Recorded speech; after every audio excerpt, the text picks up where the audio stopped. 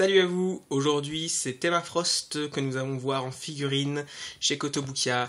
C'est l'une des dernières de la gamme à avoir été dans le format petit A8. En fait, il y a des échelles de représentation des personnages dans les figurines et les DC et Marvel Bishoujo ont longtemps été dans un format A8 assez réduit avant de passer à du 1.7. Ce qui fait que dans une collection, si vous avez beaucoup de figurines récentes et pas trop d'anciennes, les toutes premières, d'ailleurs c'est la seule que j'ai parmi les très très anciennes, vous allez voir une différence de taille que je vais vous montrer tout de suite et qui du coup fait bizarre dans une collection. Voici la femme invisible que je vous avais déjà proposée, je vous avais déjà montré, et vous voyez la différence.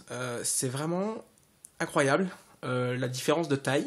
Il faut savoir que les prix n'ont pas changé, c'est sur la fiche du produit, ça a l'air d'être la même taille également, mais pourtant, eh bien, on voit la différence, on a l'impression qu'à côté c'est une enfant, on ne sait pas, voilà, alors que c'est censé faire la même taille à la base.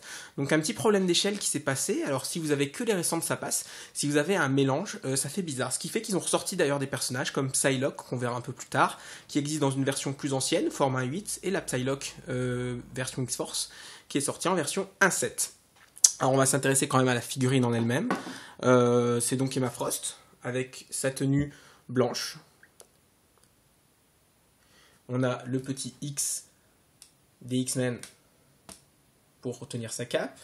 Un visage, ma foi, plutôt réussi. Alors c'est même chose, hein, c'est une figurine assez ancienne, donc forcément le visage n'est pas quand même à la qualité des dernières, de toutes celles que je vous ai montrées qui sont depuis le 1.7.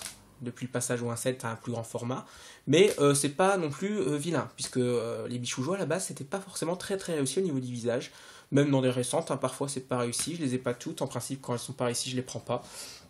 Donc voilà, le socle sous forme de roche, voilà, donc sympathique également, elle est très légère, c'est la plus légère de toute la collection, voilà, elle est plus petite, puis on sent que voilà, c'est pas lourd.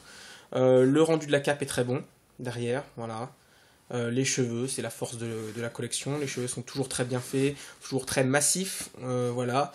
La représentation physique du personnage est très bonne. Les couleurs, alors les couleurs c'est assez simple, hein, il n'y a pas beaucoup de couleurs présentes. Hein, il y a la blonde, la chevelure blonde et les habits blancs. Donc voilà, une belle figurine. Alors petite, attention, ça fera bizarre si vous la prenez, vous allez dire pourquoi elle est toute petite. Mais quand même très sympathique. C'était Emma Frost dans la collection Bishoujo Marvel de Kotobukiya.